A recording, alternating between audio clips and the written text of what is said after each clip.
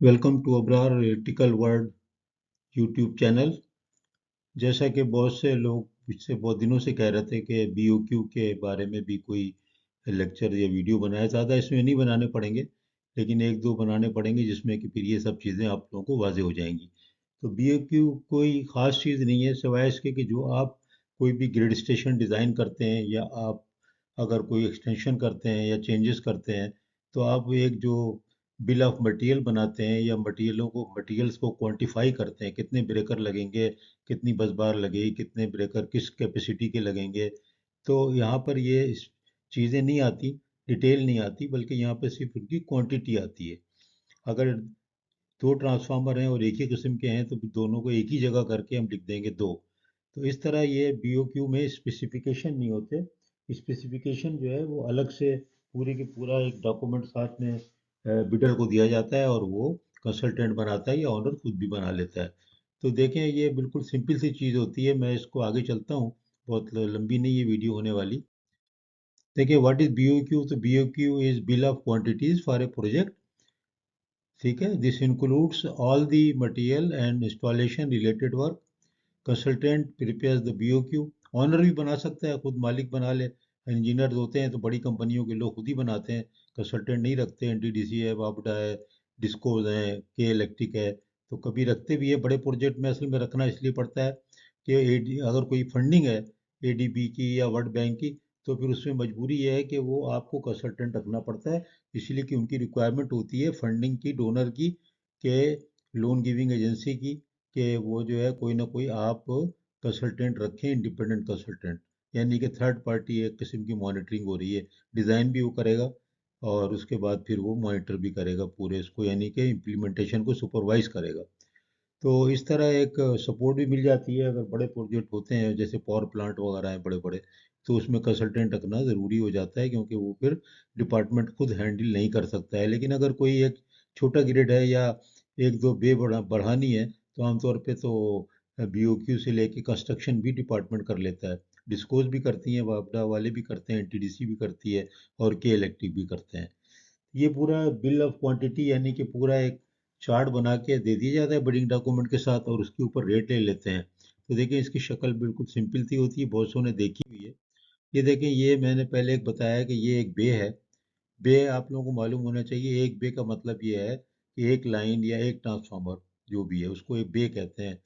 ए 132 के वी हो, 220 के वी हो, फर्क करो कि दो ट्रांसफार्मर है तो दो बे हो गई।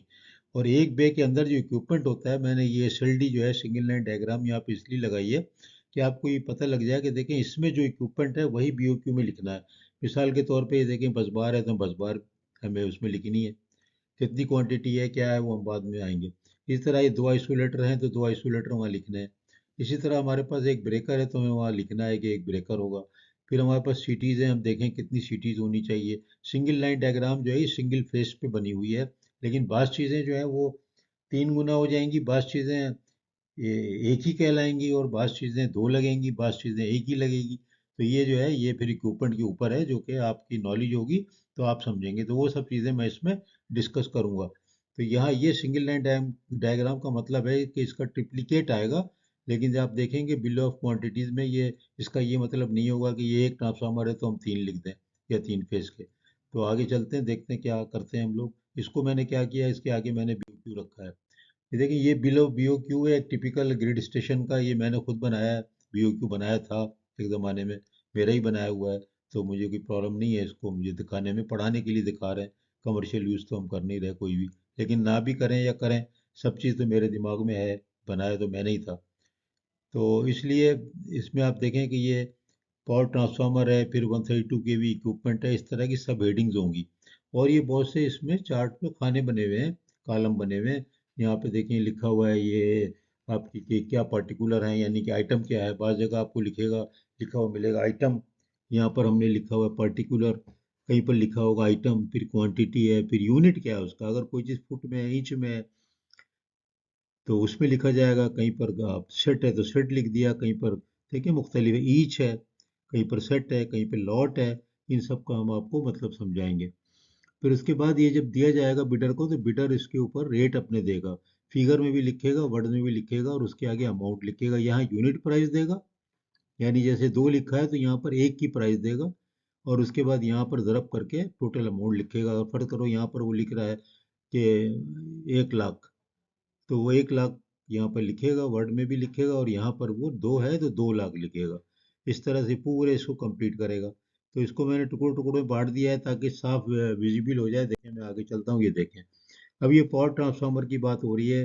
अब पावर ट्रांसफार्मर इसमें हम पूरा लिखेंगे 132 बाई 12 के वी 31.5 40 एम वी ए, क्योंकि हो सकता है कि डिफरेंट रेटिंग के ट्रांसफार्मर हो या कोई और छोटा ट्रांसफार्मर हो।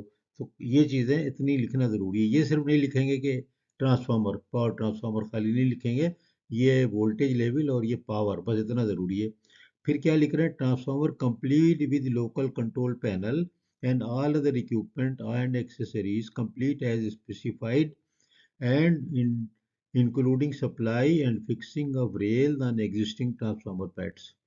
अब इसका मतलब है ट्रांसफार्मर पैड देखे नहीं बनाना, ये लिखा ना एग्जिस्टिंग ट्रांसफार्मर पैड, यानी ट्रांसफार्मर का पैड बना हुआ है लेकिन रेल लगेंगी।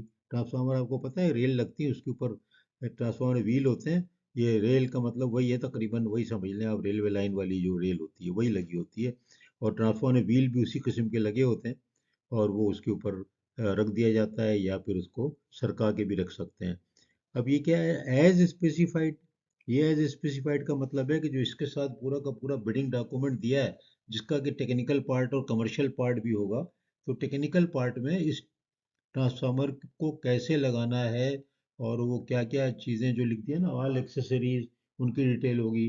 ट्रांसफार्मर के ऊपर कौन कौन से प्रोटेक्टिव इक्विपमेंट होंगे, वो होंगे। जो अलग से रिले वगैरह वो नहीं, जो ट्रांसफार्मर के साथ है, यानी Buchholz relay, temperature indicator, temperature alarm, tap changer, bushings, arcing horns, ये सब चीज़ें जो है ना, ये इसमें शामिल है एक्सेसरीज जब बात हो रही है। कंप्लीट इन ऑल रिस्पेक्ट, लेकिन ये अंडरस्टूड नहीं है, अंडरस्टूड नहीं है। ये आपने स्पेसिफिकेशन में डिटेल में लिखना है और बहुत अच्छी तरह से वो चेक करना होता है, बार बार पढ़ना होता है। क्योंकि अगर वहाँ नहीं होगा तो यहाँ पर अगर लिख भी देंगे आप तो वो आपको नहीं देगा, वो कहेगा एक्स्ट्रा चार्जेस होंगे, क्योंकि आपने वहाँ स्पेसिफिकेशन में तो नहीं लिखा।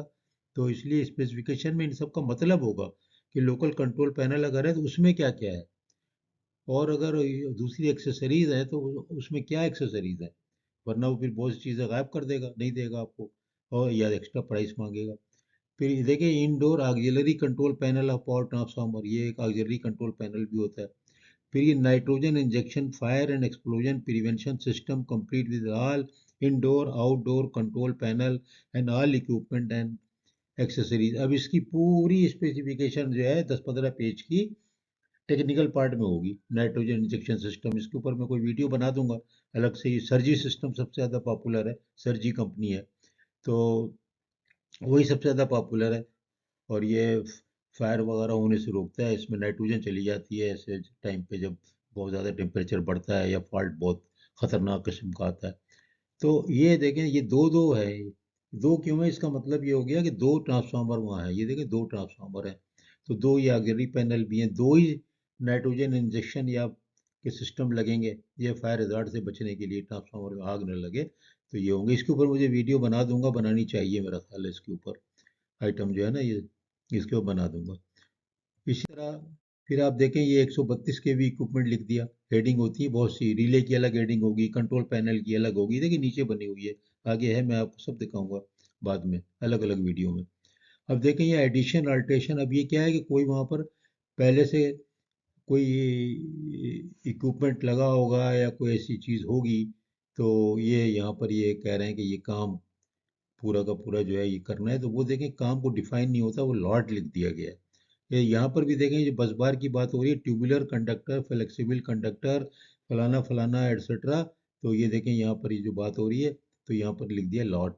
लॉट वो चीज़ है कि अब ये जो बिडर है वो खुद कैलकुलेट करके यहाँ पर प्राइस पूरी दे देगा। 2 लाट का मतलब है 2 ट्रांसफार्मर के लिए ये सारा चीज़ें जो हैं। कोई स्ट्रक्चर लगाने, क्योंकि देखें हर चीज़ कैसे लिख देंगे कि स्ट्रक्चर भी लगेगा, खुदाई भी होगी, उसमें प्लास्टर भी होगा, उसमें पत्थर भी पड़ेंगे, उसमें और पता नहीं क्या क्या छोटे मोटे पाइप इधर से उधर कनेक्शन के लिए, कंट्रोल पैनल के लिए 50 आइटम होंगे। तो ये जो इसी तरह की जो ये बस बार है, इसी की भी सपोर्ट और इसकी पोस्ट इंसुलेटर लगेंगे बस बार के लिए, हैंगिंग भी होंगे अगर ओवरहेड कंडक्टर है। तो ये सब देखे मिला के ये कितने हो गए, ये दो दो तो ये हो गए, लेकिन दो क्या, यूनिट क्या, यूनिट कुछ नहीं, यूनिट लॉट है, यानी ये जिम्मेदारी बिडर पर डाल दी गई कि वो खुद कैलकुलेशन करे। तो ये देखिए इस तरह का है, कहीं ईच होगा, कहीं सेट होगा, ये 145 kV wall bushing two set. अब ये सेट जो है फाइल है, सेट ऑफ थ्री, यहाँ पर डिफाइन कर दिया। वरना वो आपसे पूछेगा, या तो क्लेरिफिकेशन मीटिंग होती है बिडिंग से पहले, वो आपसे पूछेगा, फिर उसमें आपको बताना पड़ेगा। यहाँ power transformer bay complete with 145 kV circuit breakers, CT etcetera two. अब देखें यहाँ पर ये कुछ भी नहीं लिखा, लेकिन स्पेसिफिकेशन में लिखा होगा, क्योंकि सीटी एक नहीं होगी, सीटी तीन होगी और ब्रेकर एक होगा, तो यहाँ पर ये टू लिख दिया। सिर्फ बे का ही बात हो गई, transformer bay complete with 145 kV CT etcetera. अब एटसेट्रा का क्या मान है, ये स्पेसिफिकेशन में असल में बे की पूरी डिटेल दी हुई होगी, वहाँ वैसे दो सेट चाहिए होंगे जैसा स्पेक्स में इसका एक्सप्लेनेशन होगा। तो मेरा ख्याल है कि ये आपको काफ़ी फ़ायदा होगा इससे। मैं और दो तीन वीडियो बना दूंगा, तो एक पूरे ग्रिड को कवर कर लेंगे हम, और जीआईएस के अलग बना दूंगा, तो इंशाल्लाह आप लोगों को इससे बहुत फ़ायदा होगा। तो आप इसको शेयर कर दीजिएगा भाई, सब्सक्राइब भी कर दीजिए, रिक्वेस्ट है, क्योंकि ये सिर्फ और सिर्फ हम बना रहे हैं, मैं बना रहा हूँ सिर्फ इसलिए कि जो कुछ मुझे इल्म मिला है, जहाँ जहाँ मैंने काम किया, और यहाँ भी और बाहर भी, सऊदी अरब इधर उधर तो मैं कभी नहीं गया, लेकिन ये कि नॉर्थ अमेरिका में, तो इसलिए वो सारी चीज़ें मैं डाल रहा हूँ मुख्तलिफ, ताकि वो मेरे बाद जो है वो लोगों के काम आ जाए, मैं क्या करूँगा उसको। तो इससे कोई पैसे का ताल्लुक नहीं है, आप प्लीज़ इसको आम करें, तो ये फ़ायदा इंजीनियरों